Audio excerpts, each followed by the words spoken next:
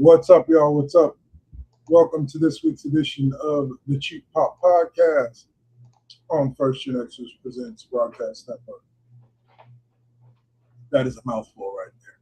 I am your host, Dark Lord 100, aka Double KKW, the host of KD5P, The Classroom, and of course here at the Cheap Pop Podcast. And I'm here with my co-host, the one and only Mr. Runescryer, host of The Night Shift. What's up, sir? Hey. And we have quite a bit to talk about today in our opening segment. Well, actually, we don't have quite a bit. We're going to make it seem like quite a bit, as we always do. All right. Now we're going to jump us into the first segment of the day, which is always...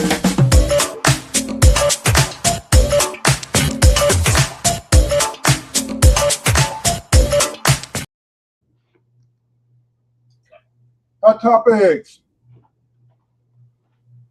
where we talk about what is on the fresh minds and tongues of everybody out there in pop culture today.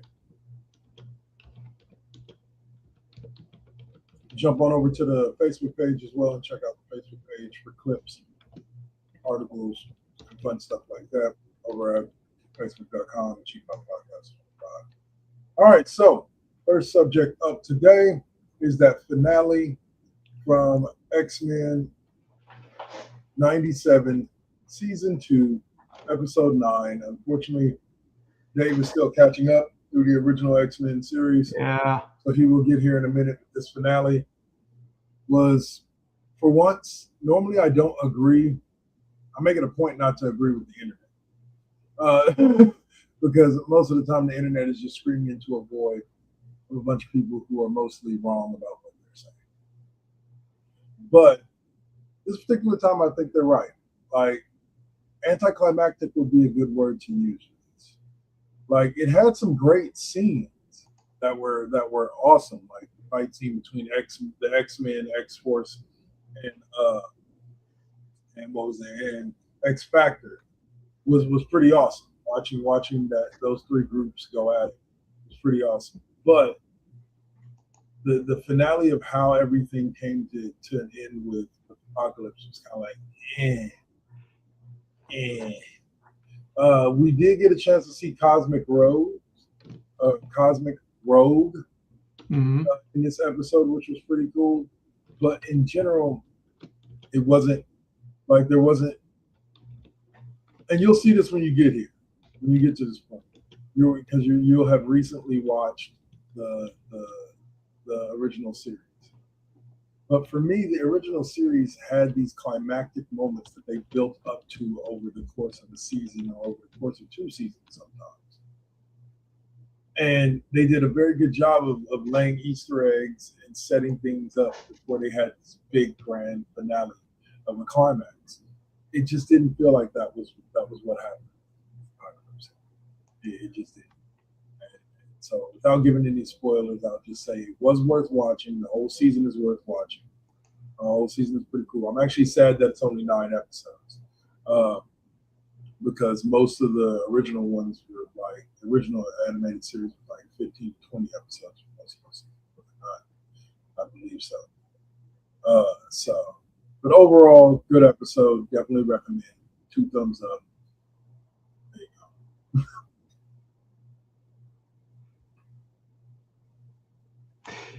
Okay. Yeah, I'm looking forward to getting there. Okay. Sorry, I can't comment on what I try not to comment on what I haven't seen, man. No, that's not. Yeah. I'm say, but overall, like I said, 2 thumbs up. Yeah. Watch it. If you like X-Men, you'll like this. So, all right. So the second subject that we have going on here is that we are going to be talking about a trailer, or a new teaser trailer. So, yeah, just for context for people, the previous weekend or 2 weekends ago was San Diego Comic-Con. Yeah. Currently, this weekend is the D23 Expo, which is Disney's private Comic-Con. Yeah. And we've got a lot of stuff coming right out of D23. And yes, we do. Well, I'm saying one of the things coming out is for a show that I know everybody liked. I know I like. I can't speak for the intro out there, but I know I enjoy it. And this show is now on its way back for a second season. We've talked about the casting a couple of different times, but yeah, you're not tripping what you're seeing there. This is going to be oh. Yep. You okay there? I don't know. I may need a cold shower after this one. Yeah. Like, it's coming in January 20th, it says? Yeah. January 2027. Yep. No, January 20th, yep. No. The bottom line is that I know I'll be there front and center to watch it. I'm actually thinking about this. This kind of parlays me into a quick thing that I was going to ask you. What do you know about the Ninth Jedi? The what Jedi? The Ninth Jedi. I have no idea what that is. I think I did do a little digging and research on it, and what it is it's basically a Star Wars anime. Okay. I think that what you're talking about is a spin-off from Star Wars Visions. Yes. Yes. Okay. Yes. They had an episode in Star Wars Visions, and now they're doing this entire spin-off series. But which is basically going to be like, as I understand it, it's basically Wandering Ronin Jedi. Yeah, because Star Wars Visions was Star Wars tales told by acclaimed anime writers and directors. Nice. Nice. I did not know that. Yeah. It's a great 2-season anthology series on Disney. I'm gonna have to check that out. Yeah. So I think I have to double check, but I think they're referring to a storyline where this wandering, stranger comes into, a small village on a planet that is being extorted by bandits. Okay. Classic samurai setup. And the stranger just wants to go in, get there, get some resupplies, a little bit of fix to their astromech droid, and move on. Doesn't want to get involved because they're being hunted by the Empire, and any display of being a Jedi means you're going to be expecting a visit. Baby. No, you're going to be expecting a visit from a 7-foot-tall mechanical asthmatic. Yeah. So, 7 foot tall. Yeah. But the stranger just can't let it go. After they see the cruel, I believe it's a woman as well.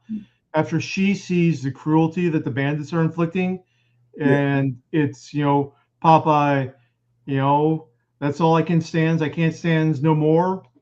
Yeah. Clicks on the lightsaber and starts cutting through the bandits before moving what's on. Up, Raging Girl Gamer? Hey. Here. Thanks for tapping in. We appreciate you as always. Oh, by the way, speaking of Jedi, in that Ahsoka trailer near the end, Dr. Hu Yang, David Tennant's Jedi Professor Hu Yang, the robot that travels with Ahsoka, the one who was the lightsaber assembly instructor in the Clone Wars, Yes. voiced by David Tennant. Yes. He gets a little General Grievous on near the end. Nice. With nice. multiple arms, each one holding a lightsaber.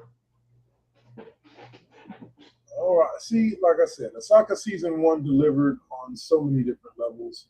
Mm-hmm. Not to mention the ageless wonder that is Rosario Dawson. Yeah. Did an amazing job.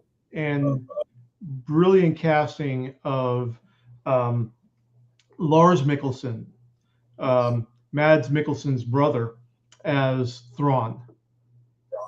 Nice. And yeah. And so he's also the brother of the guy who originally played him? The guy that no. Mads Mikkelsen, he was the opponent in the Chief in Casino Royale. Gotcha. He was Hannibal Lecter in the TV series Hannibal. Okay. So fantastic actor. Right. And the Mikkelsens are an acting family out of Denmark, I believe. And so his brother Lars is low key, not as famous as his brother, but he's had some great roles. Remember House of Cards, the Russian president in House of Cards, Petrov? Yeah. The one who dared to threaten Kevin Spacey's president in a U.S. Military compound. Yeah, great dramatic acting chops on the guy. So yeah, high expectations. Yep. And can't wait to see more of. Can't wait to see Ezra. Can't wait to see how Rory McCallum, aka the Hound, does as the fill-in for the late great Ray Stevens as Baylan Skoll moving forward. It's always going to be interesting to see how and do they acknowledge it. Because it's funny in sitcoms for them to acknowledge that they've changed actors, but not so much in drama series. Yeah, I know. The little I don't recognize you quip doesn't go over as well. Yeah, I think that the best one is still Iron Man 2 of Don Cheadle saying, "I'm here, get over it." Yeah, no, my favorite one will always be Roseanne when they changed back. Yeah. To Lacey Goranson after Sarah Chalk took over the role for a couple of years, for a couple of seasons, and she comes back up and she's like, "Here, Mom," and she's like, "Becky, where have you been?" And she's like, I was just downstairs, Mom." She's like, "I feel like I haven't seen you in a couple of years. Where have you been?" And it's just a whole meta moment within the show. Yeah. But yeah, there's good ways of doing it. Yeah. Yeah, like I said, and it's been done Fresh Prince did it. Yeah. But anyway. Yeah. But yeah, so in general, anytime anybody says, "Guess what? Rosario Dawson's going to be in this," my interest is piqued and what you call it. And after seeing her in season 1 of Ahsoka, it's still piqued to see what she does in season 2 and what they do with the story, because that whole storyline with the sequence between her and Anakin was pretty dope. So if they can give me more of that, I'd love to see it. All right, so that's going to take us out of Hot Topics and into more trailers. Yeah. But this time we're doing it in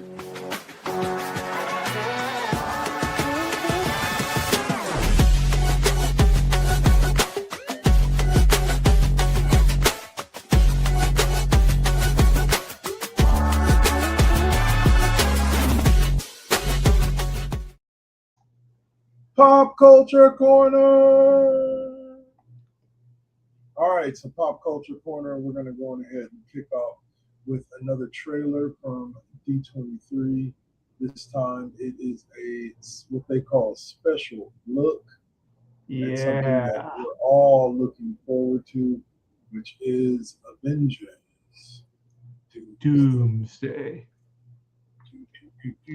Yeah. And I got to remember to put all these up on the Facebook page for all of us to go through. And it opens with Vanessa Kirby explaining what Victor was like when they all knew each other in college. Yeah.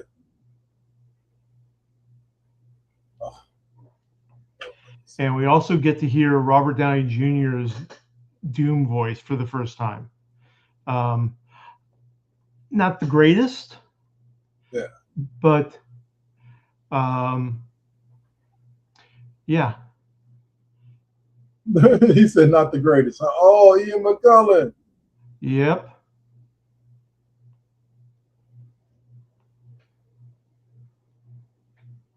Oh my goodness. Yep. Oh, I can't wait. I cannot right here, wait. Thor, yeah. You will beg for how long before I grant it? Punk. Hell is mine to command. Oh, hell answers to me. And he raises the Sentinels. Yeah. Like, that's going to be interesting. Yeah.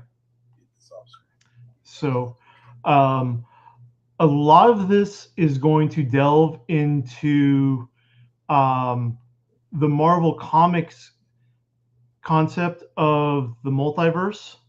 Yeah. Which is that the more fragmented a timeline becomes, the less stable each timeline gets. And kind of saw that a little bit with Loki, with the sacred timeline and all that. And so every so often, these timelines will recollide, and they're called incursions. Right.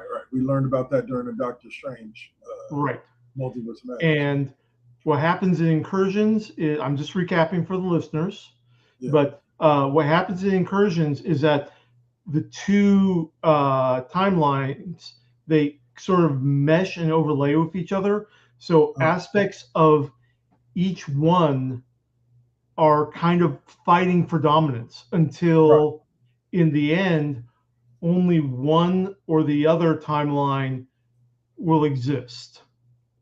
Right. So so that's what we're looking at when we're looking at Dr. Doom. And so it was hilarious. Just on a side note, real quick, to that scene when Dr. Doom does this and then blasts Thor back. There's no, he doesn't do this to Thor. No, I didn't say did he. Yeah. No, I say he does that. He does that with the two fingers. He doesn't do it with two fingers. You can see it on the other side. He's capturing it with his hands. Oh, well, then it must be yeah. But needless to say, So the guy goes. There's a guy, a content creator, who did the whole thing about the new Captain America, trying to hype up Sam Wilson trying to hype up everybody for the fight. It's what you call it. And Thor sitting over there like, you know that move I did? You know that one that almost killed Thanos? Yeah. Dude did like this and stopped it. Yeah. I damn near shit my pants. Like, oh, hell no. Yep. He's like, what the hell y'all think we going up against here? Like, it was amazing. So I sent it over to Swamp.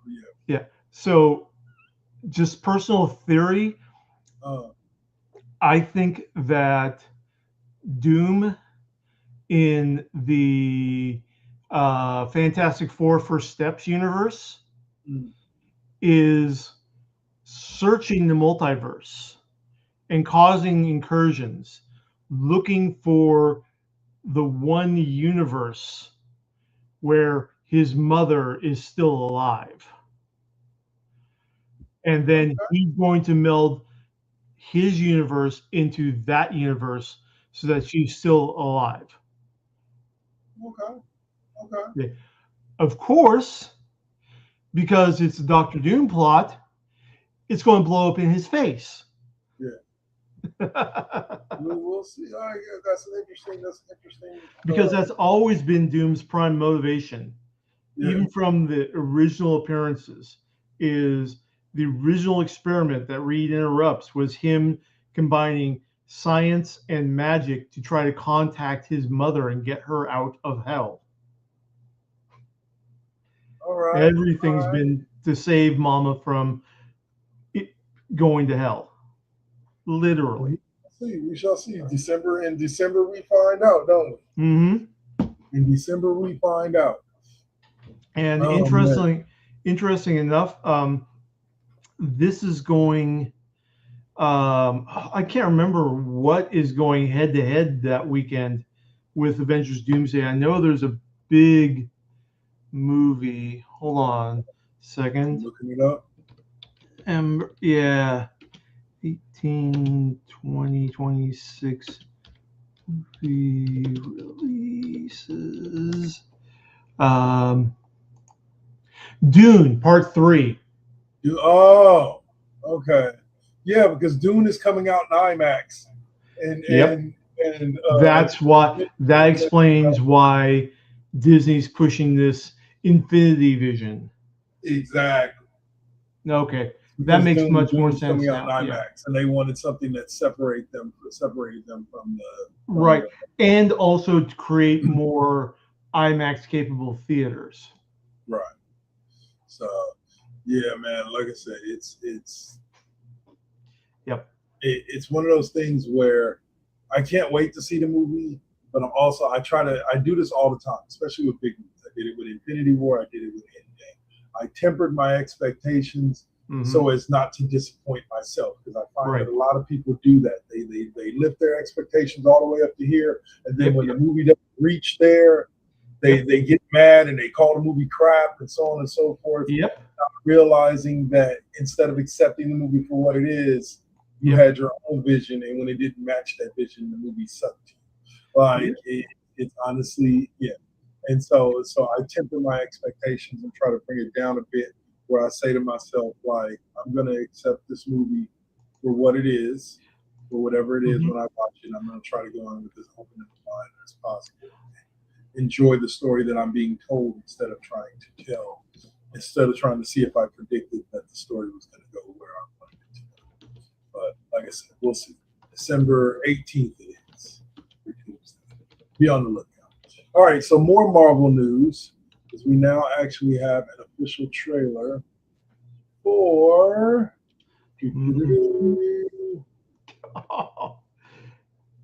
this one is Marvel's Vision Quest, another Disney Plus series for us to chew on. Paul Bettany is the one and only Vision. And he's going back to the pub in England. Nice. Yep.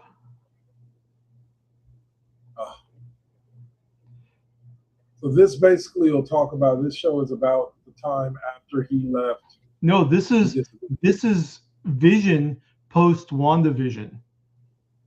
Right. This covers the time after, when he took off after WandaVision, like towards the end of WandaVision. Okay, right.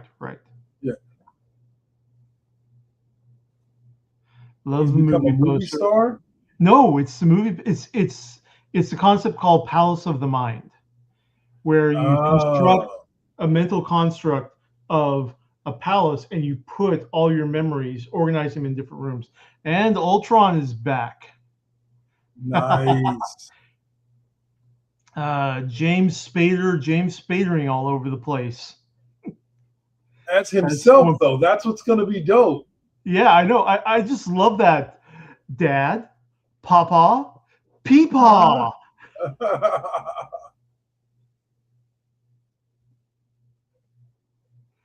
And Mazel tov, it's a boy. I'm guessing that this is going to be Tommy. Because we did have we got Billy and Agatha all along. Yeah. Okay, yeah. We got to get that off screen before we get ourselves in trouble. But Yeah. Yeah, that looks like it's going to be good. And it's a Disney Plus TV show, correct? Yeah, that's coming real soon. I believe by the end of this, by the end of the month. It says. What, Vision Quest by the end of the month? Yeah, it's either this month or it's October. I can't remember. Probably October.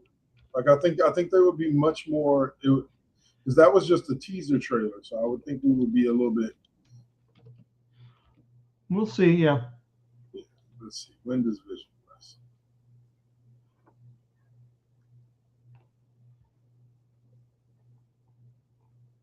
Well, October 14th, 2026. October 14th. Okay, that's right. Yep. We have a few more months to wait. But what is effectively the sequel to WandaVision, even though they won't call it that. Right.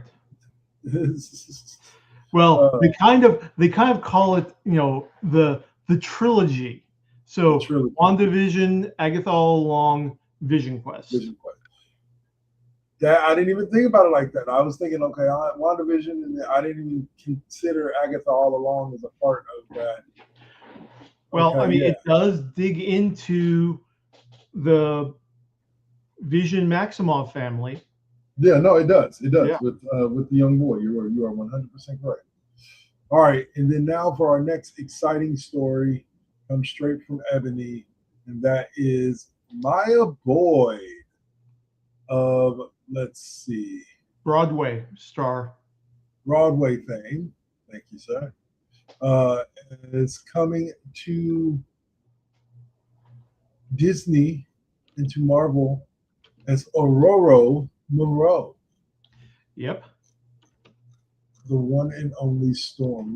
We have wondered for years who's going to play her. This young lady is in her early 20s. I don't know what else she's been in.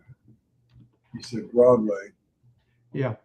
She's basically mostly a Broadway actress. And this article just did one thing wrong. They acknowledged Halle Berry as Storm in the X-Men movies. No, we don't do that. Okay. There was no Halle Berry, just like there is no Warren Bossing set.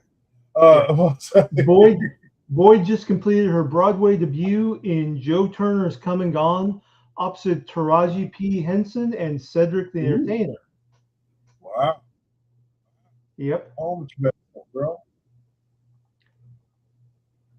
Yep.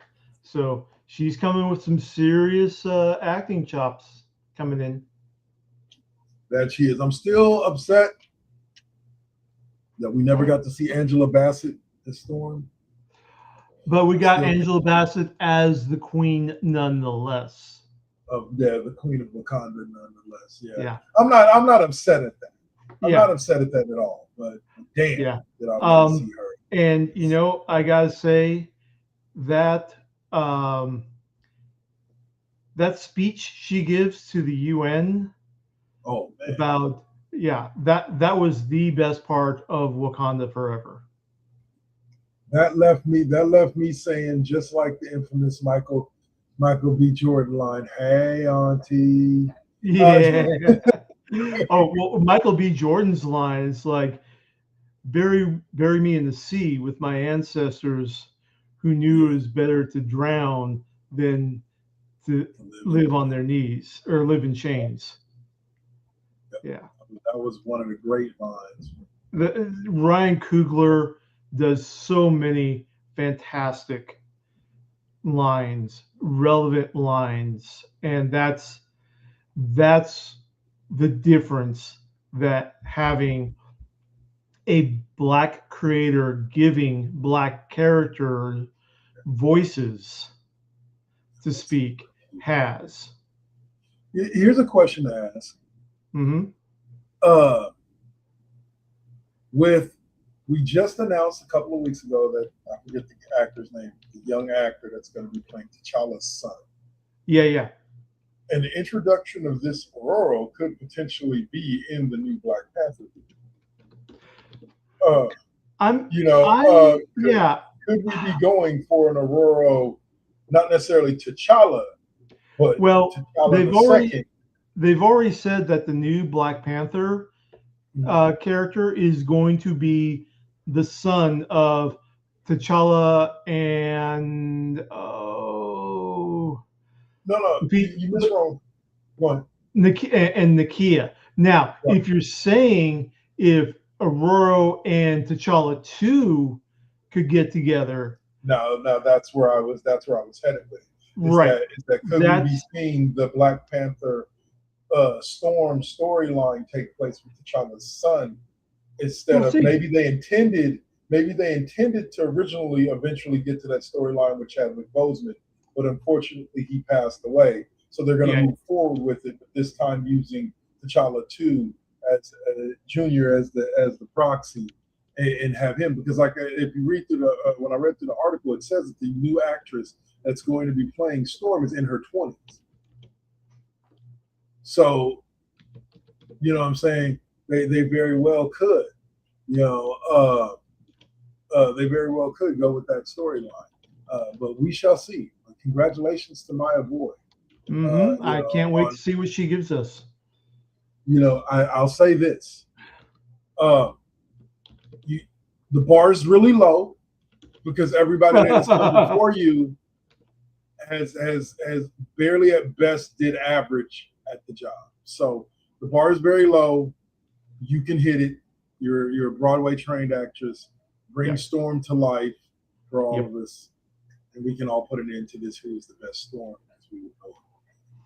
Right. No pressure. Yeah. No pressure.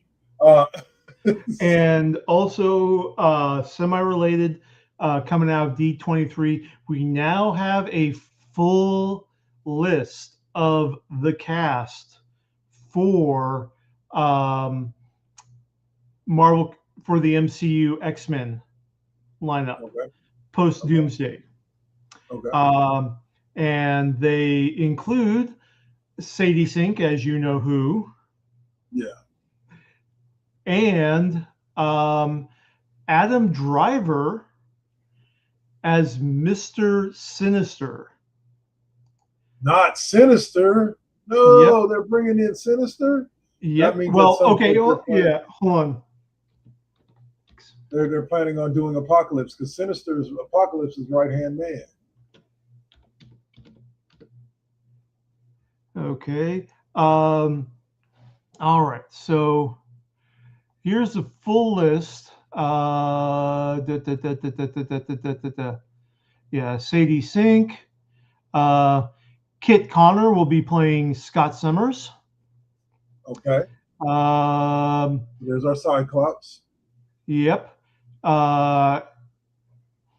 He's been in Heartstopper and Heartstopper Forever and Warfare, and was a voice in The Wild Robot. Okay. Samara Weaving as Emma Frost. Emma Frost. Yep. Nice. Okay. We know her. Christopher Abbott. No, go ahead. You say this is post Doomsday, so does that mean this is for the show up in Doomsday? No. For Doomsday, we're getting the last gasp of the classic Fox lineup. Oh. Okay. Okay. So, Christopher Abbott will be our new Professor X. It comes at night and Possessor. Okay. Indy Navarrete as Rogue.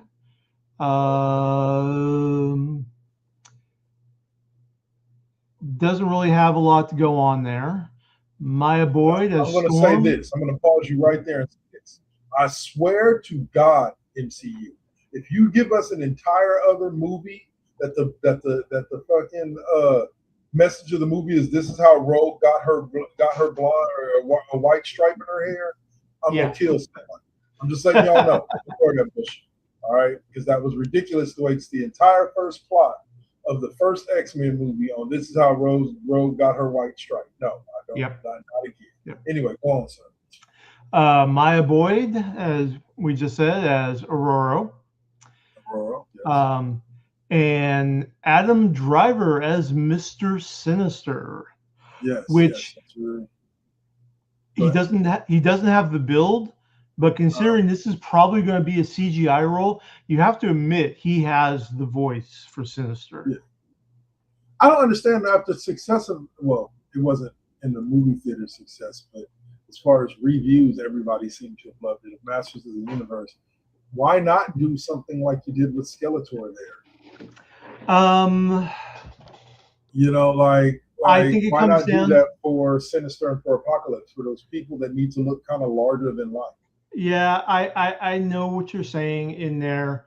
All I can speculate on is that Disney put a metric fuck ton of money investing in digital production during COVID, and they need to keep paying that off. They need to make that investment keep paying off. Right, because like Apocalypse is another one that needs to be done kind of with the CGI type thing, because you can't just do Apocalypse with a normal dude. Like, don't get me wrong, there's some big ass dudes out there that you can use, like the dude they used friggin' for I looked up his name. He's a British actor, big dude, huge. I think Vinny Jones, maybe Juggernaut. Was it Juggernaut? I'm the Juggernaut, bitch. No, different dude. Okay. Different. This was a different movie. I'm trying to think of the movie that I was watching when I saw it. I was like, oh, the guy that played Shao Kahn in the new Mortal Kombat. In the new Mortal Kombat, huge dude. Like, you could use him for Apocalypse, and he would fit the role very well. You know, he would fit the look of the role. You could put him in all the garb, and he'd fit the look of the role very well. But yeah, so so much from Marvel. I'm looking forward to seeing it. Yep. Even with the drop of Lanterns tonight, unfortunately, DC is taking away a bunch of shit that I was looking forward to, which is, according to this article from Variety, the Amanda Waller series, Wonder Woman prequel, Paradise Lost, are no longer in active development at DC Studios. Yeah. Which sucks.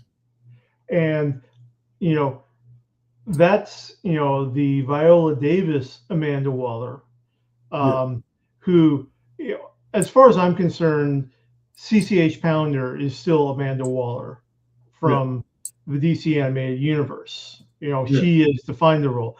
Viola Davis, more of a lateral move. She at least has the gravitas instead of the supermodel look they went with Arrowverse. Right. Yeah.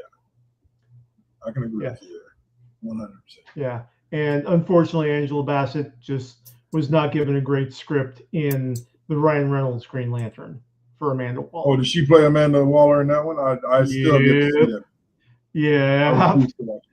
It's forgettable. I refuse to tarnish my memory by putting that in. They don't let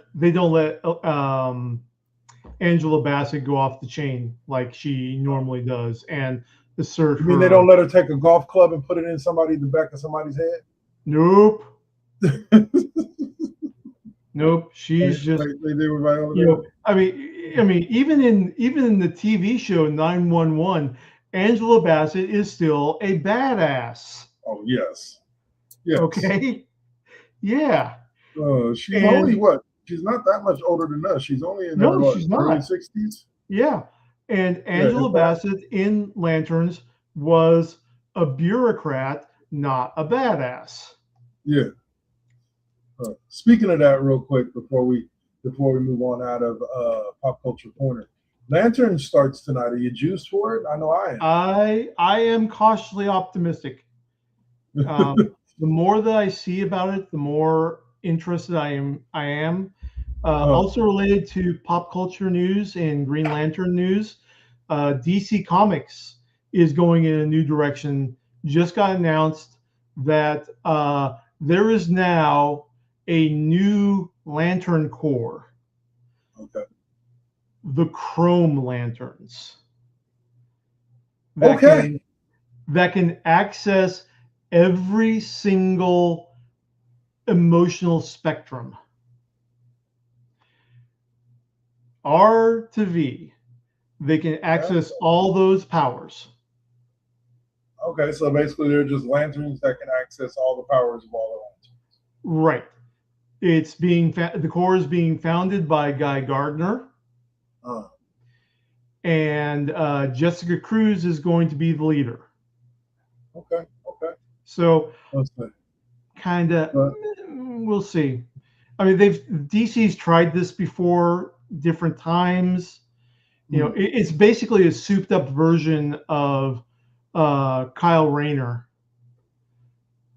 at that one point. Okay.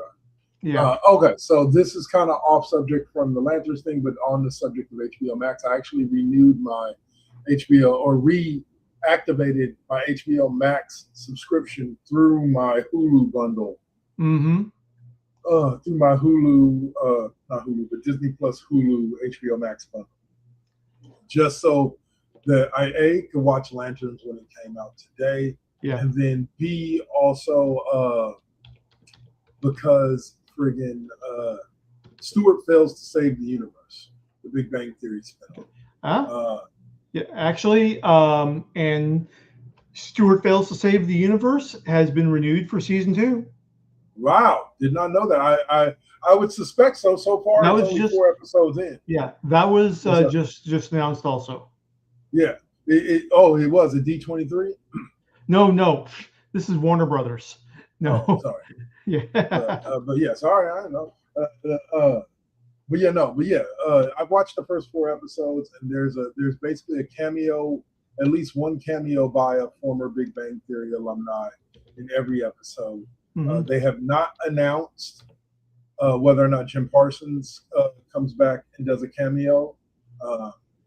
Me and Suave have talked about it multiple times. Both of us think that most likely he's not, because he personally said that he was done with the Sheldon character after Big Bang Theory. Didn't really want to play the character anymore. But a lot of people have brought up the point of never say never, especially in Hollywood. You know, and it wouldn't be like he would be coming back as a regular for the show. It would be kind of a one-off appearance. They have mentioned him in the show, and he shows up in the Stewart Fails to Save the Universe comic book version. But we have, and then the only other 2 alumni that we have yet to see is Johnny Galecki as Leonard and Simon Helberg as Wallowitz as Howard. But everybody else has shown up. Mine Belek has made an appearance. Melissa Rausch has made an appearance as partner dad. Kaylee Kuko has made an appearance as Penny. Can't think of the actor's name, but the guy that played her boyfriend, Zach, he made an appearance already. And then Raj appears literally in the first episode. But overall, worth watching. In the intro itself, I'll leave that to you who decide to watch that. It's worth. The intro itself makes it worth watching. But in general, it's a great show. It's a great show, especially surrounding such a random character like Stu. Yeah. Like Stu was a part of the main cast, but he was such a just like randomly there and not character. He was the comic book shop owner, right? Right. Okay. He was the guy that wrote I didn't watch Big Bang Theory. You know, I've already seen, you know, enough nerd sitcom with the IT crowd. I never watched the IT crowd. My pops got me hooked on Big Bang Theory. I always say it like this. People don't consider it unique, but it was a unique style of humor to me. That some people liked, some people didn't. But in general, it was worth the watch. Watch the IT crowd. Okay, Chris O'Dowd, Richard Ayoade, Matt Berry. All just completely unconstrained, man. All right, I can check it out. But that will do it for us for the Pop Culture Corner segment of the show. We will now jump to a quick promo break. And when we come back from that, we will begin to talk about wrestling. Yeah, lots of stuff. Lots of good stuff. Of wrestling. Yes, we do. So that will be coming up after the break. In the meantime, y'all go. Yeah, what I mean? Y'all, I mean, yeah. Y'all do what y'all got to do and be back in 5, just like us. Peace.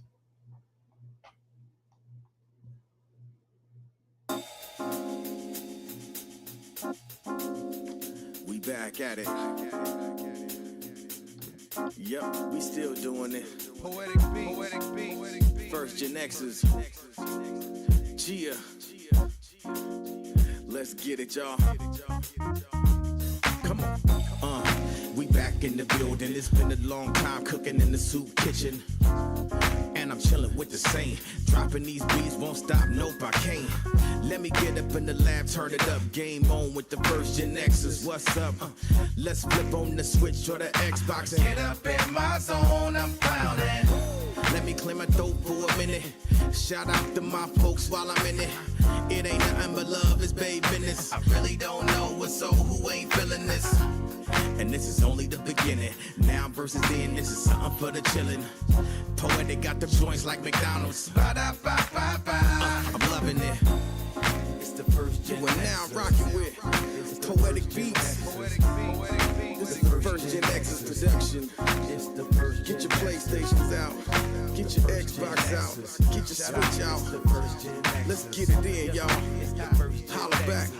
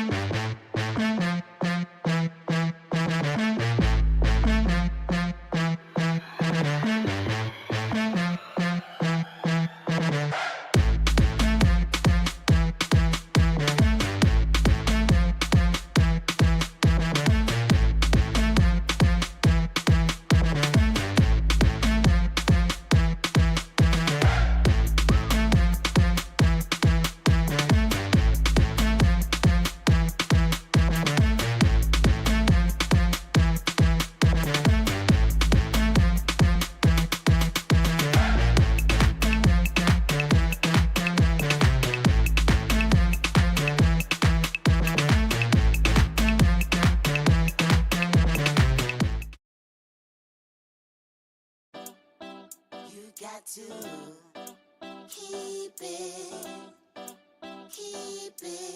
You got to keep it lovely. You got to keep it. You got to keep it lovely. This comes right after the struggle. I ain't even giving up on whatever I wanted. The tragedies I've seen, I can't even stomach. Most of y'all weak as shit and would've started running. Every time I make it back to the crib, I'm thankful the Most High let me see all of it. Grateful I'm lovely, and I'm being real with this. Please don't judge me. I'ma stay on my shit. I'ma keep a grind mode.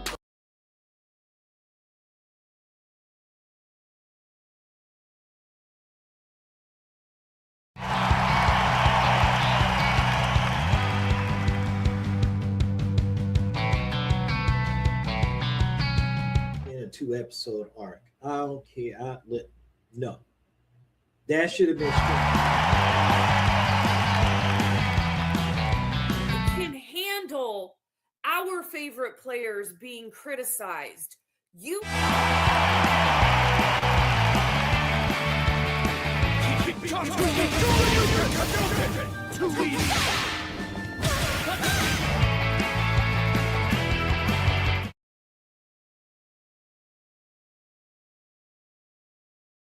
Saturday nights at 5 p.m. Pacific, 8 p.m. Eastern on the first GenXers radio network.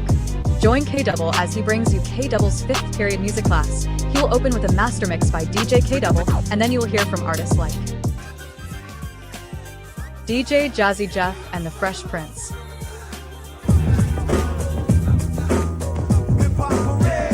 Naughty by Nature,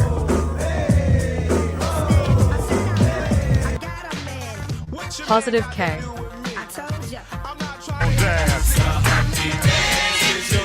classic groups like Digital Underground, Debrat and JD.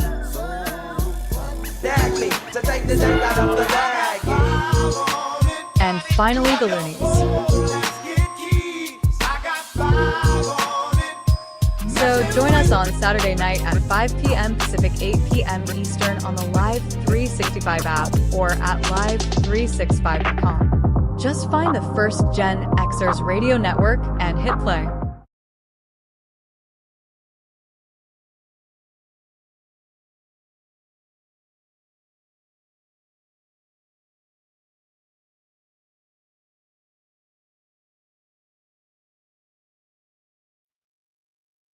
All right, we are back. You guys enjoyed that there?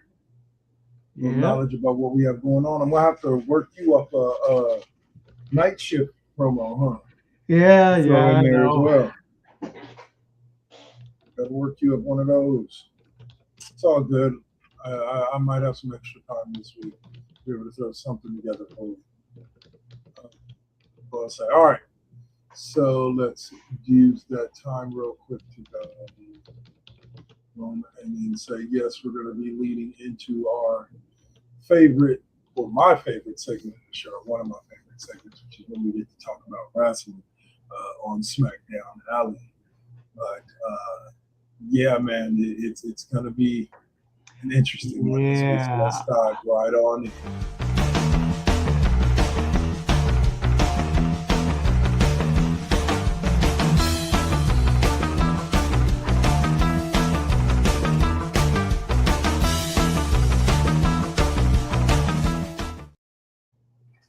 All right, SmackDown, Alley.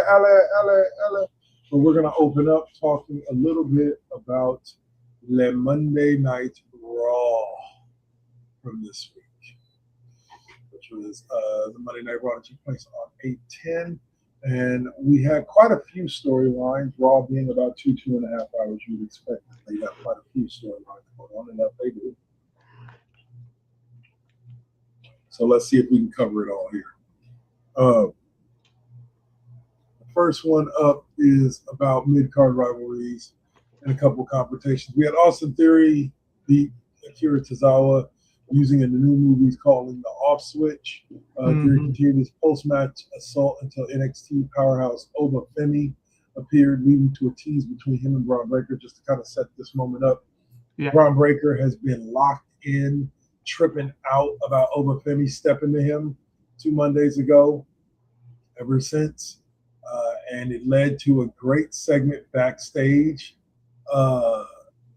between him and Paul Heyman, where he asked Paul Heyman about, if he thinks Oba Femi is the future of WWE. Paul Heyman kind of doesn't answer the question, so he asked him again if he thinks Oba Femi is the future. And Paul Heyman, beautiful response. Yes, in telling him, I believe it. I don't. This is kind of paraphrasing, but basically, like, if you believe that you are the future of this industry, go out and prove it. Yeah, basically, that's the gist of basically what he said. But paraphrasing, like, there was a more slick way that Paul put it. Yeah. But he was basically like, I respect Oba Femi, and I don't doubt Oba Femi. Go give me a reason to doubt Oba Femi. Right. Is what he told him. He's like, go give me a reason to doubt Oba Femi. And I thought it was a very beautiful way for him to challenge Braun without necessarily challenging. But I think we could be setting up to something that you hinted at a long time ago, which is we could be seeing a new partnership between not Brock Lesnar, but Oba Femi and Paul Heyman. Right. I don't know. Some of Paul's reactions kind of lead me in that direction. Right.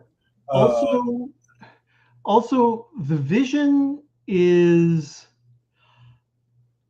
it's just not catching the way that without Paul Heyman, it's not catching the way that WWE thought that they would.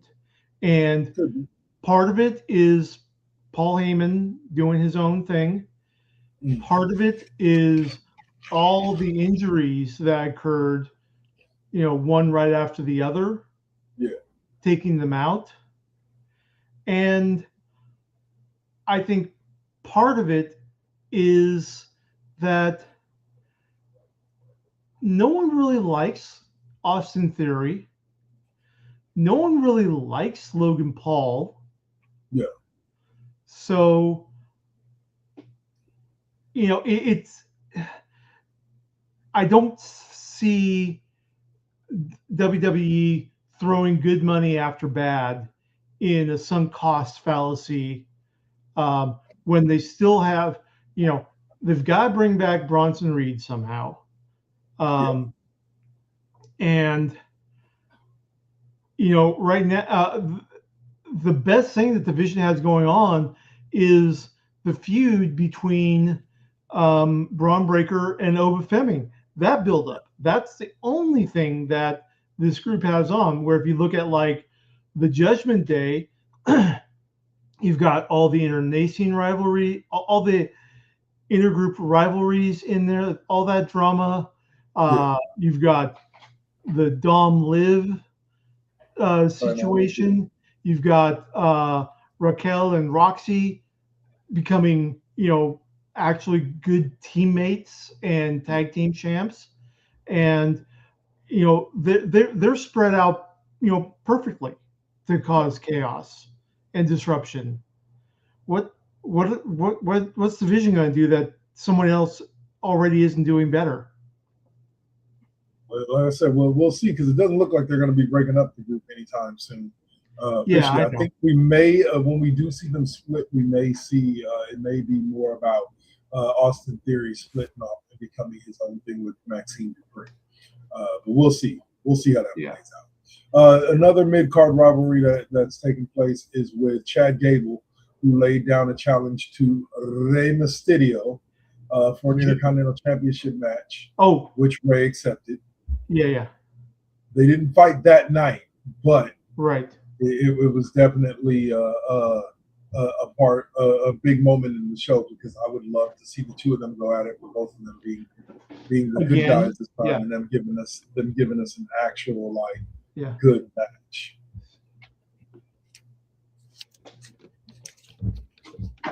I'm sorry,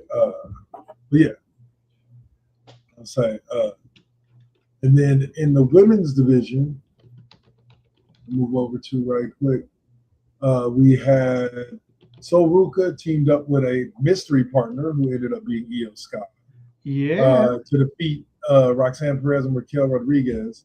The Rule hit the Soul Snatcher on Raquel, or on Perez. That match was very interesting, watching the two of them, because it makes me wonder, what are they doing? Like, is Io going to continue to pursue the World Heavyweight belt, because that whole scene is starting to heat up with Becky Lynch and Stephanie McMahon. Or is this feud more about Sol Ruca going back after Raquel Rodriguez for the IC title? What are your thoughts on this feud? I thought it was a very good match, and I thought it was especially interesting because that was the previous week that we had the return of Miss Bliss and Tatum Paxley. That was on SmackDown. Right. So I don't even know what day it is. You're lucky I'm here. Okay. But yeah, I mean, Sol Ruca just keeps getting stronger and stronger each time. Io is great as a solo and great as a tag. So they still need that tag aspect while Rhea Ripley is healing up. So I think Sol Ruca makes a very good tag partner for Io, in that she's a heavier wrestler that has amazing high flying because of her gymnastics background. Yeah. So they pair very well. Whereas Rio was basically Io bringing the speed, Rhea bringing the power. Yeah. So I think the definitely the combination of both of them being high flyers will definitely work out well for Soul Ruka. And being aligned with the world champion like Sky is always good for a young wrestler, no matter what. We also had Stephanie Becker declare war on Liv Morgan. Becky Lynch interrupted, leading to a chaotic sequence where Morgan blindsided Lynch and then ended up getting run off by Becker to fuel that triple threat rivalry, which is going to get interesting. People have been complaining recently about Liv Morgan not defending her title. But guess what, guys? Now she's going to be in one of the main storylines. You're going to be seeing her every week. Yeah. I believe Adam Pearce, did he make it a triple threat? Not yet, because they haven't announced the title match yet. Okay. Who she's going to be facing next yet. But I assume it will most likely be Stephanie Becker and Becky Lynch. Right? I don't see a reason to bring back Lynch and do all that they're doing with her without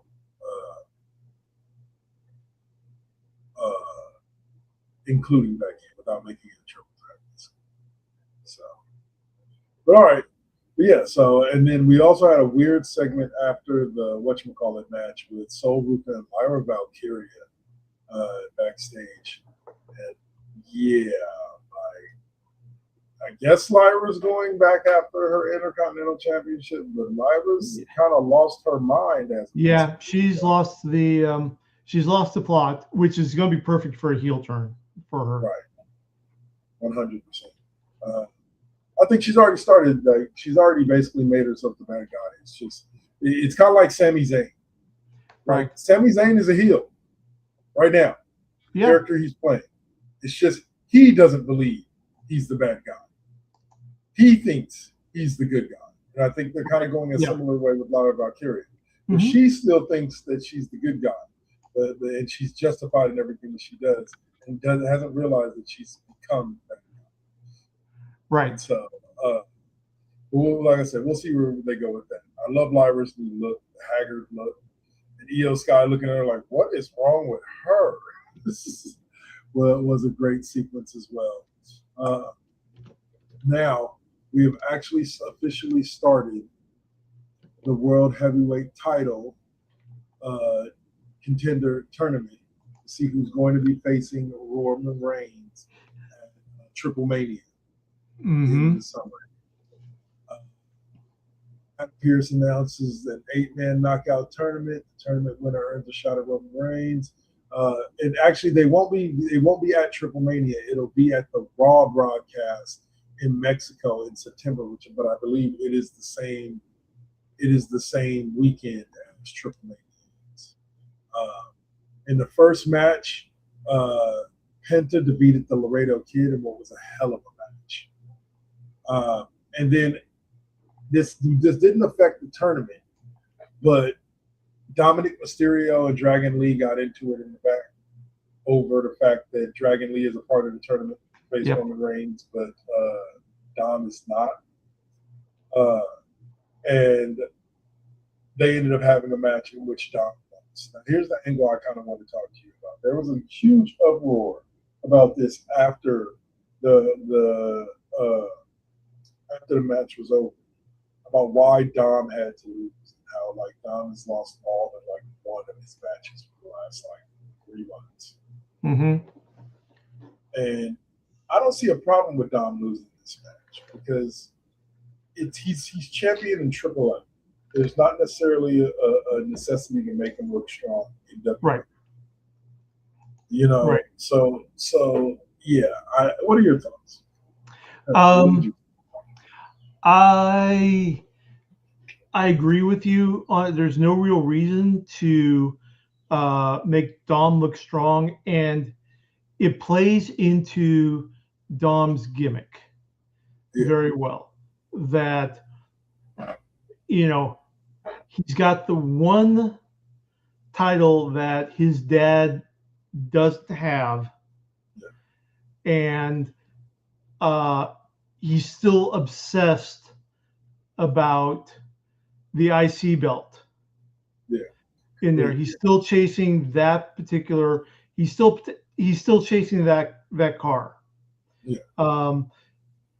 And to the exclusion of just about everything else. And him losing non-title matches,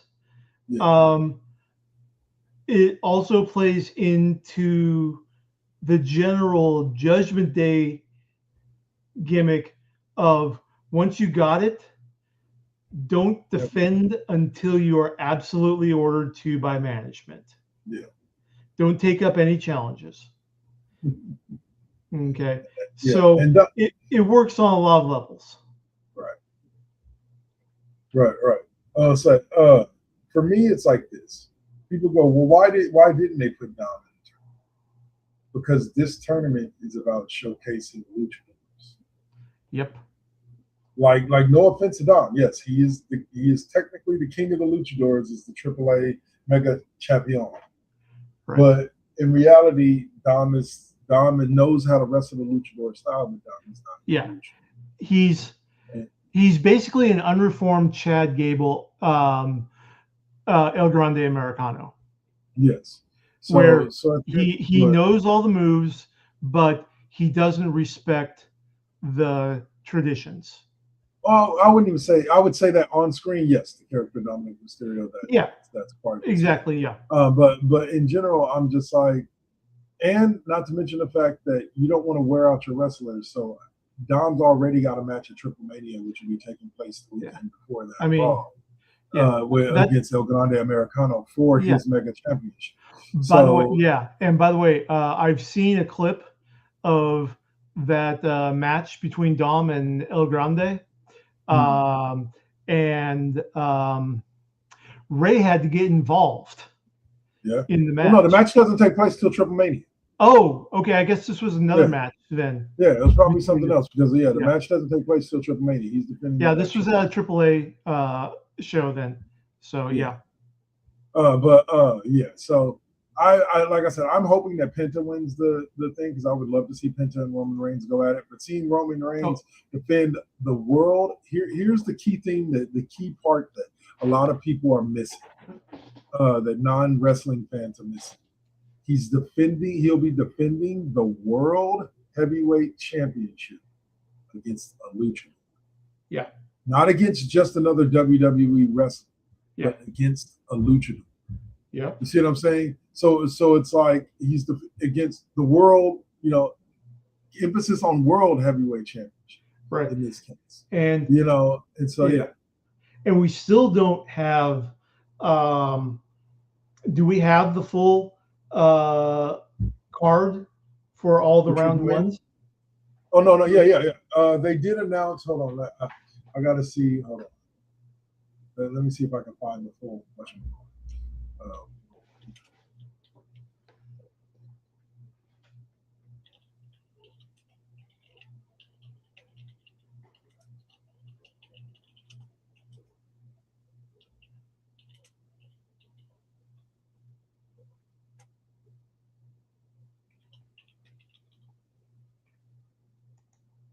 All right, so first round was Penta versus Laredo Kid. Yeah, next, which was a great match. Yeah, first round on August 15th, which was yesterday, was Psycho Clown versus LaFarca. I don't have a listed winner here yet. Yeah. The next one will be on Raw on August 17th. Dragon Lee versus El Hijo Dr. Wagner Jr. Right. And then on Raw on August 17th, both of those we'll close out with Ray Phoenix versus El Fiscal. And then the winners of those matches will face off against each other. I'm assuming. I was just wondering if Omasa got into the. No. But he is running. Omasa's running with Dominic Mysterio down the trip. Right. Michael Cole mentioned that during the Dragon Lee Dominic match. Right. I think they work him down there because he's more of a featured like Andre the Giant was. Like he's more of a spectacle now, especially amongst the shorter lucha, wrestlers. So I'm pretty sure we'll see Omos make his appearance back in WWE. Right. But all right, so last but not least, for Raw, the Bloodline Civil War escalates as Solo Sikoa shows up. After last week's beatdown of Royce Keys, Solo Sikoa shows up this week and basically mocks Jay. Like Solo's turning into such a funny dude, but mocks Jay and everybody in the Bloodline. That was when Jay did, their Solo steals Jay's entrance, going in, doing the yeet and everything. And then Jay comes out to issue the challenge to Solo and does his warning shot, kapow. And then Solo's like, oh, everybody okay back there? Yeah. Anyone hurt? No? Oh, okay, cool. He played it off like he did, that was great. Jay challenges him to a match at the end of the night, and says that basically if Jay wins, Solo has to come back to the Bloodline and come back to the Tribal Chief. But if Solo wins, he can be done with the Bloodline forever. This was set up at the beginning of the show for the main event of the night. So you had a segment as well where LA Knight went out talking mess about Roman Reigns and doing all the rest of that. And Solo came by to offer him help. And LA Knight said the SummerSlam was just a one-night thing and they wasn't going to be teaming up no more. And Solo said, all right, man. Basically, Solo said, all right, man, I tried. I tried to tell you. I know they played with it. I know what they, all right. He let them be. And fast forward to the main event of the evening. Jay, with a little bit of help from Jimmy, proceeds to get that W. Timely distraction from Big Jim. And gets that W over Solo. Right. So according to their agreement, Solo is now back a member of the Bloodline. Yes, but I can see Solo as a malicious compliance member of the Bloodline. We'll see. He'll do what he's, it's the fantasy Dungeons and Dragons genie trope. Okay, I'll do what you say, exactly how you say it, in my own way, that you may not like. Well, I think it depends on how Roman greets him. Because I was reading a comment a while back where they were talking about, oh, we don't want Solo to go back to not talking and and just being there. And I'm like, well, I don't think we have to.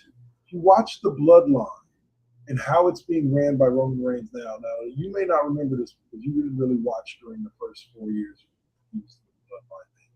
The Romans definitely more about like everybody in the Bloodline having their own personality and kind of to an extent doing their own thing, but under his leadership. And I could see kind of like with Jacob, like if Solo's anything like Jacob and he's a man of his word, he agreed that if he lost the match, he would come back to the Bloodline. Now, could I see Solo turning on Roman at some point down the road? Yeah, but I think this is going to be a different experience for Solo. I don't think he's going to be just the silent dude. I think Solo's going to be able to talk. Solo's going to be able to shine through his personality, as we've seen with Jacob. Jacob hasn't exactly stopped being Jacob since he joined the Bloodline. He's just now Jacob who listens to and follows the orders of the Tribal Chief. So with that said, like, if you give me Solo that's like that, I'd be happy to see that. Solo that has his own personality, but the Tribal Chief calls the play and he executes. And so I think they can go plenty of ways with it, but we're going to find out this week on Raw just what direction they're going to go with it, as you're going to have what they claim is the Solo Sikoa being presented to the tribal chief this upcoming week's Monday Night Raw. So now that takes us over to the namesake show of this segment, which is Smack Diggity Down, which happened on Friday night. And we opened up with what we thought was going to be a segment where Chelsea Green relinquishes the women's title. Yeah, because last week she took a seriously bad bump from JC Jane. Yes, and it got a fractured orbital. Yep. And yeah, you can see it. It's, massive bruise here, slight bruise down here, and yeah. It reminds me of Cody Rhodes when he wrestled with torn pec, and like he took off his coat, and all of this through here was just bright red and black, like my shirt color black, and it was just brutal watching him wrestle like that. But hey, he got in there and did it.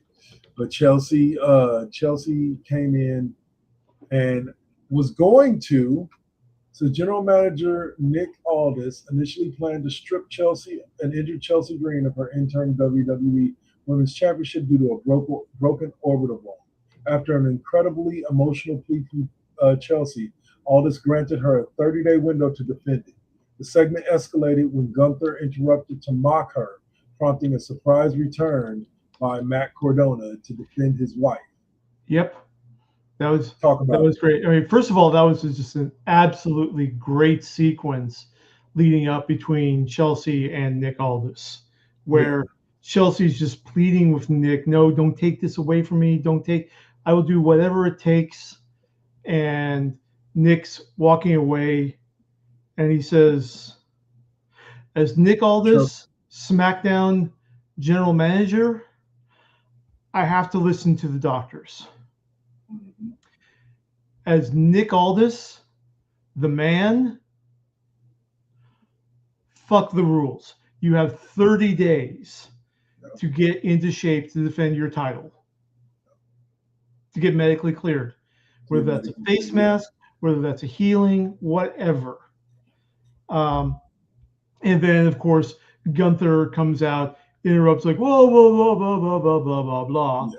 And Chelsea has a good verbal sparring with Gunther as well. Yeah, because she's like, what's she going to do? You going to puff out your chest in front of me? Yeah, what? What are you going to do? Huh?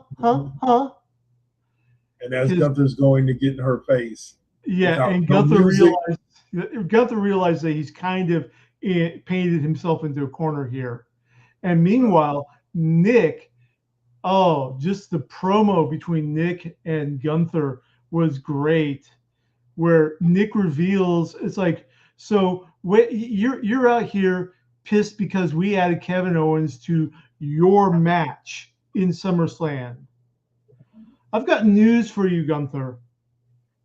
We'd been in talks with Kevin Owens for months before SummerSlam, and we had him set to make his reappearance there.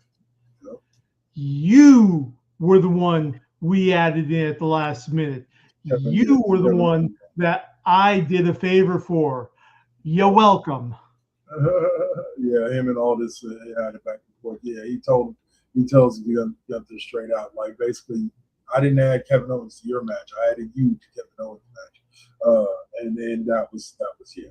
But needless to say, yeah, getting back to the Gunther Chelsea, he goes, she says you're gonna puff your chest out at me, but she calls him out because she says to him, like, you talking all this mess, but I'm the only one standing here with a championship.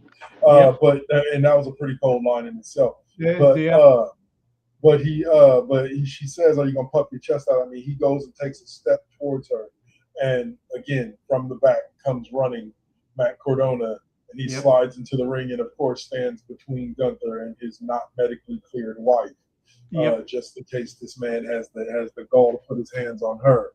And they proceed to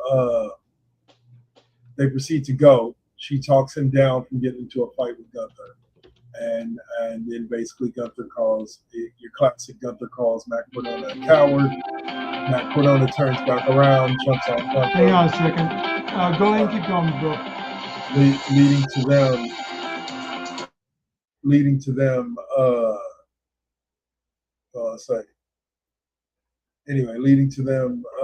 having a one-on-one match, which was a pretty good match. Like Matt did not go down easy, and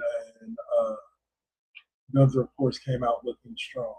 But it was something that I thoroughly enjoyed just because of the fact that you had Matt Cardona actually looking like a main eventer alongside a main eventer. I thought it was a good reason. I think pairing him with Chelsea at this point would be good for both of them. I think now that Chelsea holds the whatchamacallit title, I think both of them would having both of them pair together as kind of a team. We all know they're married, so that's rocking. That's gonna be the story.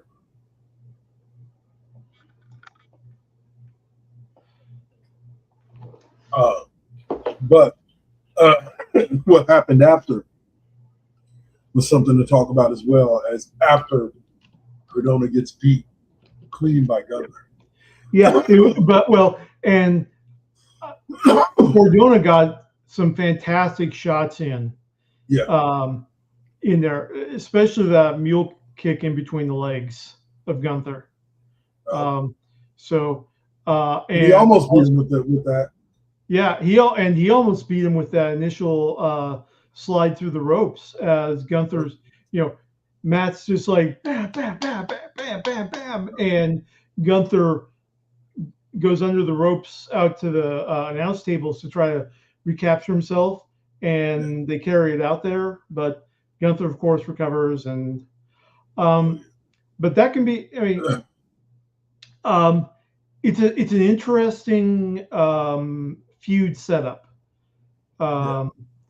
because I don't think anyone's clamoring for another Gunther Nick Aldis match anytime soon. Well, I'll say it like this: I wouldn't mind it. I think that the bickering between them definitely says that feud's not over. Mm-hmm. And we've only seen match one of what's going to most likely be a series. I think the final match will probably take place at WrestleMania because Aldis has never had a WrestleMania match before. So we could see him we see him have one at SummerSlam, one at Survivor Series, and then one at WrestleMania before he retires his career altogether. Right. Also, we don't have another big guy that can step to Gunther to stop the bullying. Right. Obafemi's tied up with Braun Breaker right now. Yeah. Big Cass isn't the kind to do something like that. Well, yeah, Big Cass is a while away from being put into that. Yeah. Into that. Yeah. But yeah, so great opener, great match. After the match, again, I was getting to Chelsea Green hears the music of the Irresistible Forces hit, and Nia Jax and Lash Legend come out and get in Chelsea's face, basically telling her to give her a title shot, give Nia Jax a title shot, or she'll break her other eye, basically. To summarize what they said. I got a reputation for breaking faces. And she actually does, because she's the reason why Becky Lynch missed some time back in the day. She busted Becky's orbital bone a while back. But anyway. But yeah, so then out comes Tiffany Stratton to save Chelsea Green. And then Tiffany gets beat down before her title match against JC Jane later on in the evening for the United States title. Yep. So, all right. And then the next big segment that came up was CM Punk and Kevin Owens getting a war of words. I like the segment. I like the references. I think a lot of the references fell flat for a lot of the crowd based on their reaction. Like, I don't think they get, WWE is definitely trying to incorporate the long-term history between these two into this view. I just don't think the crowd gets that. But overall, it was a great segment. Of course, CM Punk being the guy that he is, looked like the good guy. I think I agree with the commentator that next week, Corey Graves, that next week in Toronto, I doubt it will be as friendly to CM Punk as it is to Kevin Owens, with him being a Canadian boy. But both gave some good closing one-liners. And both, says preparing for their undisputed, the two delivered a highly electric, highly praised face-to-face promo. Punk threw a jab at asking Owens to name the friends who hate him. Owens brilliantly countered by referencing the three, the Young Bucks and Kenny Omega, without breaking the script, adding that all his own friends hate Punk. So yeah, I didn't catch that reference as a reference to Kenny Omega and the Young Bucks. I forgot that Kevin Owens is friends with them. Those are the top guys, the VPs, the EVPs in AEW, who definitely have beef with Punk after working on it. I'm surprised that they didn't touch on that, but overall they kept it strictly WWE. Yeah, we had some fun. And then the show closed, before we cover the title changes. The show closed with Cody Rhodes and Randy Orton. Ooh, buddy. Yeah. Backstage, Cody requested a formal match with Randy Orton, which he was granted by Nick Aldis. Orton blindsided Rhodes. And then there was a whole segment where Nick Aldis told him, sure, I believe at Sunday night's main event, we're going to get Randy Orton versus Cody Rhodes. And he turned around to Sami Zayn, bitching and whining and doing what Sami does as the last great good guy left in the company. And Cody Rhodes challenged him to a match. Nick Aldis made it official.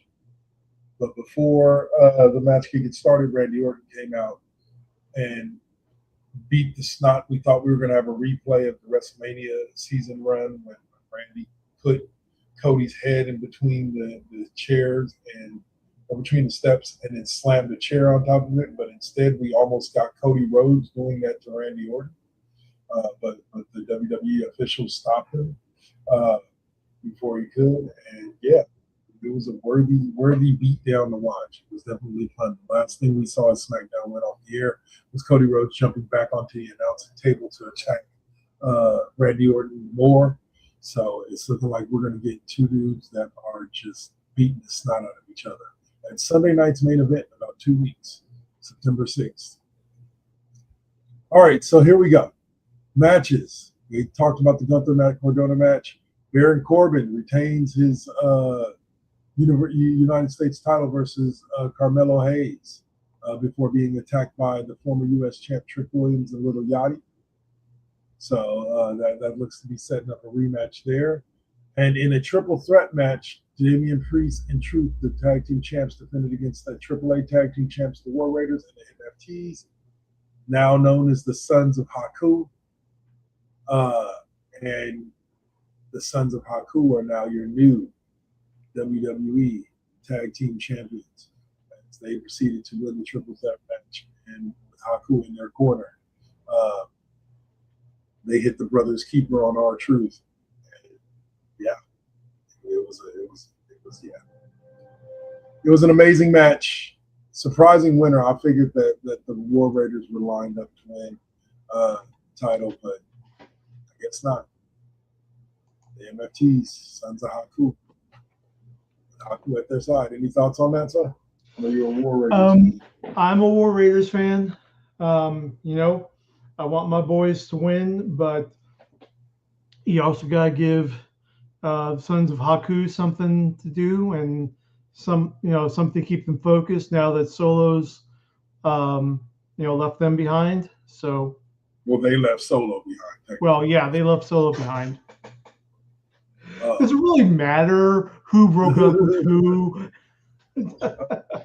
But yeah, and then again, with the newest with the other women's championship that was defended, we have a new women's United States champion with JC Jane. So now the entire Tia of Fatal Influence is draped in gold, as the other two have the WWE Women's Tag Team Championships, and now JC Jane has the Women's United States Championship.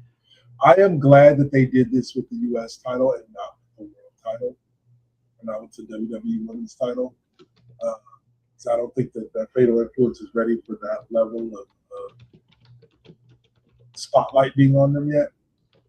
But I'm glad that we have them as the new faction that's draped in gold in WWE.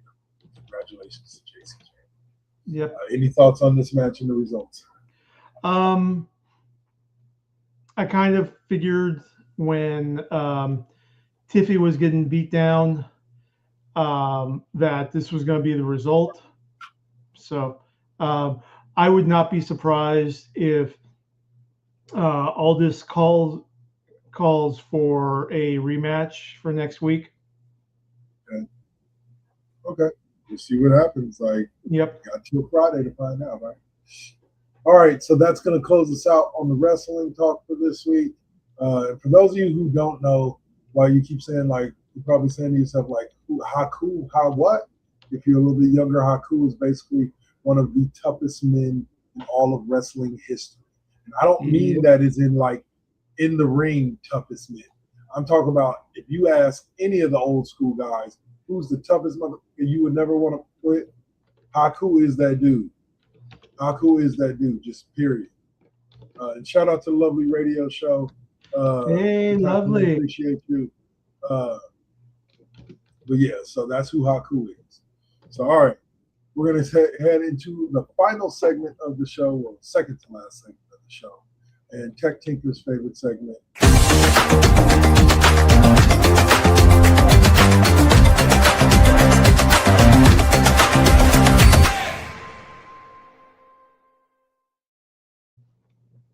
All right, so we are going to tap in with a new game that was officially announced this week, and I'm going to let Dave take it over real quick just because I got to use the restroom.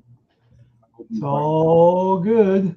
So, again, coming out of the fantastic D23 Expo this year, we have a new game called Star Wars Masters of the Force.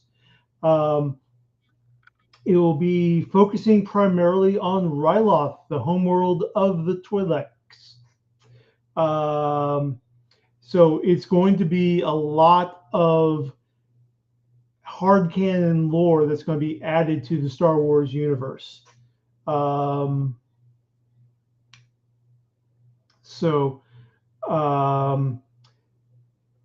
that's not the only Star Wars news that came out. Update on Star Wars Starfighter, James Mangold's movie. Let's see, and Star Wars Jedi 3 is rumored to be in the works, and also Star Wars Zero Company, for those of you who want to mix Star Wars with XCOM and see what the result is. So yeah. Sounds awesome, man. Sounds awesome. Yep. So what systems are Masters of the Force coming out? It's just oh, sorry, hold on a second. Masters of the Force is the update for Star Wars The Old Republic, which I am playing. And it's going to focus on Ryloth in the game. Just as you kind of see how I'm currently stumbling through Nar Shaddaa right now in the gameplay. I'm going to be going to Tatooine because everything in Star Wars has to link back to Tatooine eventually. But also I'm going to be going to planets like Alderaan, which we don't get to see in any of the other Star Wars media. But this is going to be the next update. Is Masters of the Force. The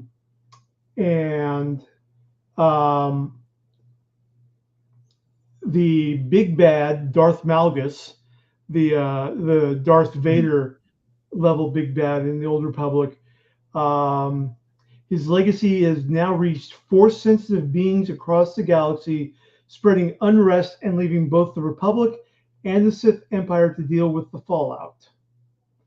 The story will eventually bring players to Ryloth, and the new planet will feature dangerous terrain, hostile factions, the Hutt cartel, and new encounters scattered throughout the landscape. So it's a entirely new planet being added into the game, which doesn't happen very often for, especially a legacy MMO that's on free to play like this. That's going to be interesting. Yeah. So Broadsword Entertainment, which is currently maintaining the Old Republic, they put development folks in to basically create a whole new planet to go and explore, a whole new series of missions. So yay, can't wait to see how that works out in the game. Also, I noticed that working with my Jedi last night, the sounds for the lightsabers have changed. Okay. Well, the original Old Republic lightsabers, they're the traditional that you get from the movies. But these new lightsaber sounds, it's hard to explain. You just got to watch the videos. They have a more mechanical buzz sound about them. Okay. So, yeah. But Be on the lookout for that. Be on the lookout for that next update. Yep. All right. So let's go on to Amazon.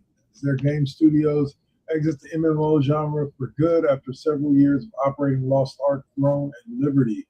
What is going on here, sir? Okay. Well, Amazon, I believe that they are closing down their entire game studio. So that's what I saw. The article that got linked says that they're exiting just the MMO genre. And their two main MMO games were Lost Ark and Throne and Liberty, which most of you are probably going, what? Which I would not blame you. So much air is taken up by World of Warcraft still, and everyone's trying to dethrone World of Warcraft as the new MMO to play, and that's like an independent comic creator going in and saying that they're going to dethrone Marvel with their first products. You're just not going to be able to spend and have the legacy impact that Blizzard and World of Warcraft have had on the video game industry, much less the MMO genre. Right. So Amazon finally got to the point where it's like, nope, we're not going to keep going with the sunk cost fallacy. Bye-bye. But the good news is that indie game developer and the original Lost Ark developer Smilegate is going to take control of the Western servers for Lost Ark from 2027 onwards. Okay, so so no word about the Asia Pacific servers, but the North American and European servers will be legacied to Smilegate, and they will be continuing that. Nice. Which kind of ties in with the very strong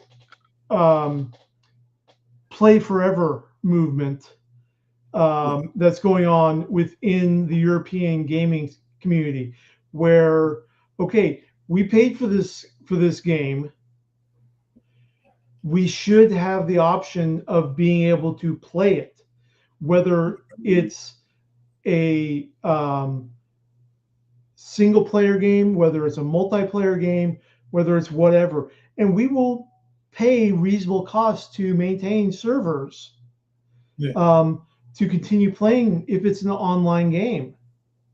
Right. So this is a thing that we've talked about on and off for the past year or so, where, you know, why do you need to have a single player game, an online, persistent online connection, just to verify as DRM? Okay, so that once the company decides, nope, we're not going to support that server anymore, we're not going to support that game anymore, you can't play the game anymore because they've closed down all the servers, so you can't verify. The game's not getting the verify code online, so something's got to change. And this is also tying into an announcement from Nintendo that the Pokemon Bank servers will be closing for good in February 2027. And I kind of had a sense of that in that I believe it was last year they stopped making Pokemon Bank available on 3DS systems, not to mention the greater Nintendo store on 3DS systems has been shut down. But now, even if you have the Pokemon Bank software, the servers are getting shut down, which throws a wrinkle in my Pokemon playthroughs. But again, I get it. I wouldn't mind paying a nominal fee to support those servers. Right. You know, to be able to keep that stuff there. To keep that stuff there, just simply so that I can go through and directly import every Pokemon from that I can play on my 3DS system. Okay, from the original Red Green all the way up through Sun and Moon, all the Pokemon, all the legendaries, all the mythicals.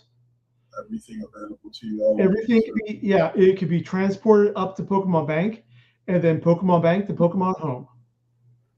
Now, the fact that Nintendo and Game Freak do include legacy Pokemon in new releases, like apparently with the previous release, Scarlet Violet, there are updates that you can get all the old legendary Pokemon. I don't know about the mythical, but you can get every legendary Pokemon featured so far in those games in special downloads. Content. So basically, they still have a way for you to get a lot of. They still have a way, but it's kind of different than saying, I got this Zapdos in the initial Kanto region. Right. You see what I'm saying? It's special. Right. Yeah. So it's kind of mixed feelings about it. It's I understand, but Pokemon Bank used to be a $20 a year service charge. Yeah, a year? That's not bad. That's not bad at all. And that's when it first came out. I'm like, sure, I'll do that. Yeah. And then that was even before. That was while the 3DS was still the prime game system for Nintendo. So I was totally cool with all that. They can do with them, they can do it now, and they can I'd still be up for supporting legacy servers for $20 a year. Sure, I'd pay that. Yeah. You get enough people to do it, and then it pays for itself, basically. Right. But all right, so the second to last subject that we'll have off of this is an article you brought to us about the Wolverine game and it being fully playable on disc when it releases on Insomniac. Clarifies perhaps one of the last few PlayStation games that will. Yeah, it will be one of the last PlayStation discs that, well, one, it's going to be not only one of the last PlayStation games to be issued on disc, it's going to be fully playable out of the box on the disc. You know how you buy it on disc and you insert it in, and then you got to establish the network connection so they can download all the patches that have happened on day one even? Nope. They're going back to the way video games used to be when you had cartridges that you had to blow through, where if it ships and there's problems with it, you're stuck with those problems.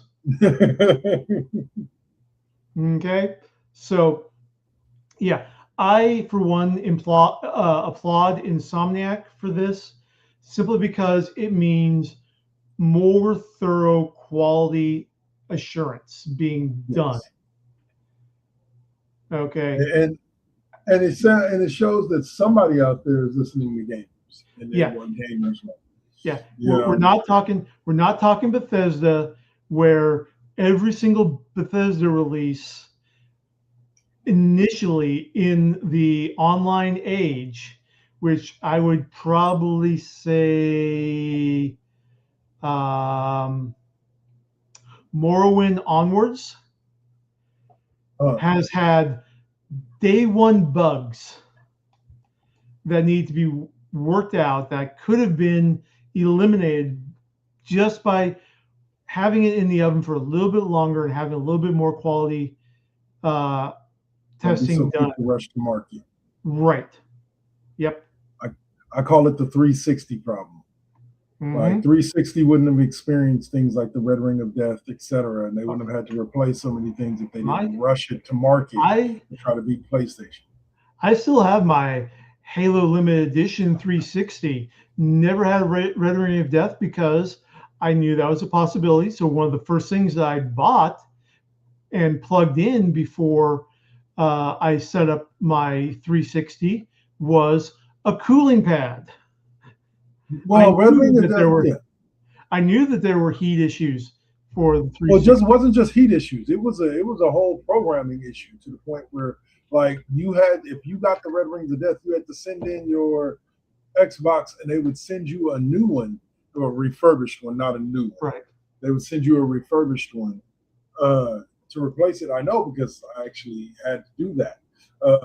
Mine red ringed on me after 2.5 years, and actually, quick side story, got to tell the lady, one of the customer service people at Xbox, as I go, because they were trying to make me pay $150 for a new Xbox. So I was like, nah, y'all replace this shit. And they're like, but it wasn't within, like, I was like, it was within 3 years. I purchased it within 3 years, and you guys said it's 3-year warranty. So y'all need to replace this. And she's like, well, I don't know. I was like, wait a minute. You're not going to sit here and tell me that not only did you get over $1,000 from me for your inferior product. She said, so inferior product. I said, no. Let's be real here.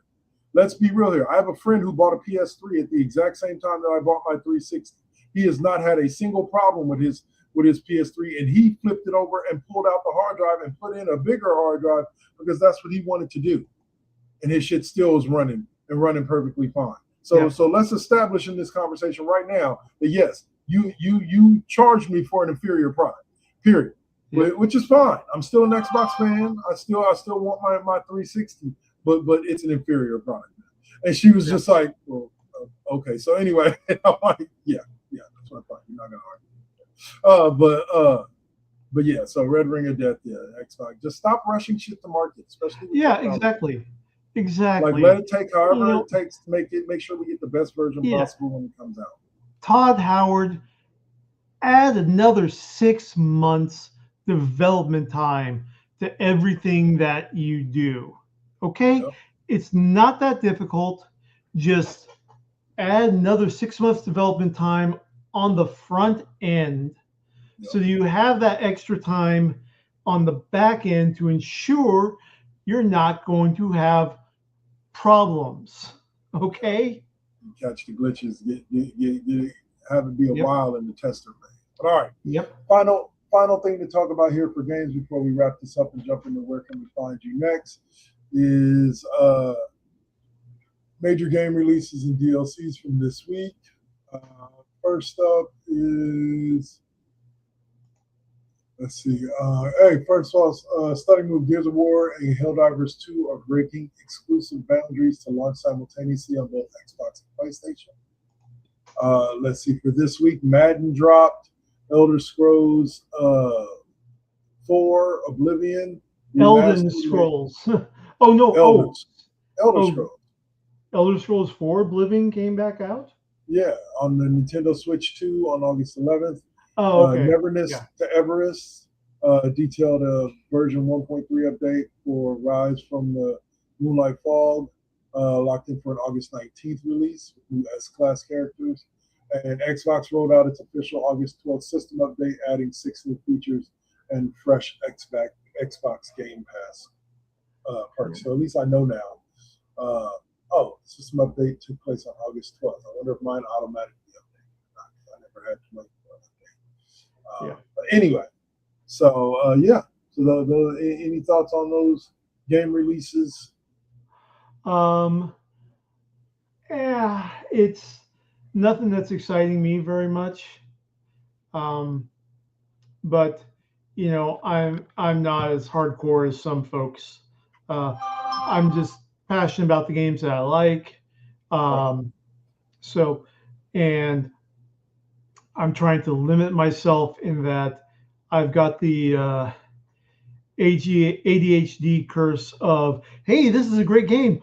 Ooh, shiny. Hey, this is a great game. Ooh, shiny. This is a great game. Ooh, shiny. And never getting. This is why I can't finish Bethesda games. I keep playing, and something new comes up, and it's like, ah. You want to know why they got me looped in the sports game loop? Mm-hmm. Is they made each game take you so long to play that you never can even finish an entire unless you don't work and you're just playing every day. And you can put in 5-10 games a day. You're not going to finish an entire. If you're like me and you can only play a couple of times a week, etc., you're not going to finish the entire season.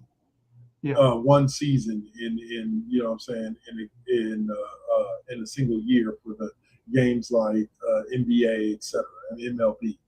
But I do it with, I get a couple of seasons in with the football game. That's because those seasons are only 16 and 18 games, 19 games. So you can finish them. So anyway, I feel it. I have similar thing when it comes to the Madden drop has me interested. I'm thinking about I'm signed up for the EA Play, so I'm thinking about playing the 10-hour demo of Madden, just the 27, just to see what it's about. Might find a game like that. But other than that, that's it for the gaming section of our show. We are now going to jump over to the final segment of the show, which is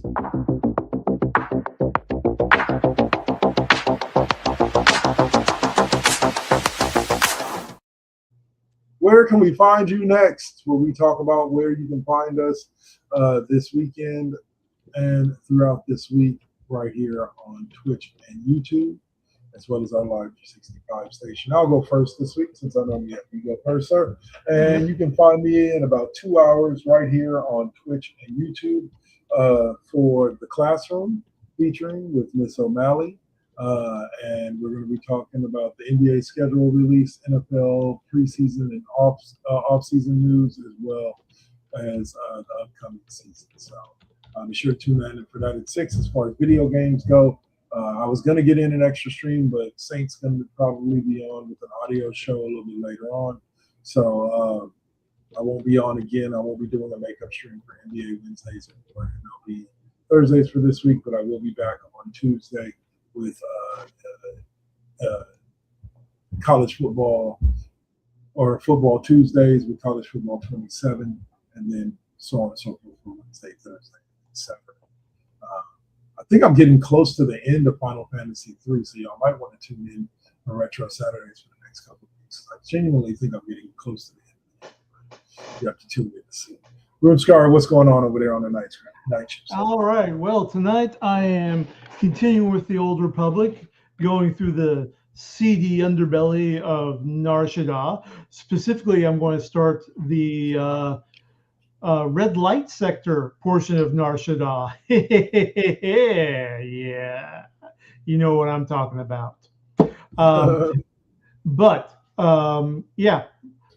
Still tracking down the Sith or the various Republic special projects that were stolen by the Sith, trying to prevent the Sith from utilizing their stolen data. And more Jedi action tonight. For sure. And big shout out to LaDon Mason, top fan out there. Thanks, brother. Tapped in the comment section, say good show. We appreciate you. We always appreciate you, LaDon, when you show up. For those of you that may come back in a couple hours for the classroom, or join us next week at 2 p.m. on Sundays. On Sunday for the Cheap Talk podcast again right here with myself and Runescryer, maybe the Saint to check in and see, and then also join us throughout the week because we should have some NBT Deuces and NBT Fusions coming up, and Night Shift and Dark Lord 100 plays. That's it for us for this week. Y'all have a great day.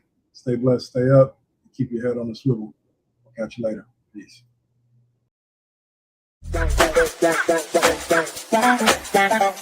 Bye.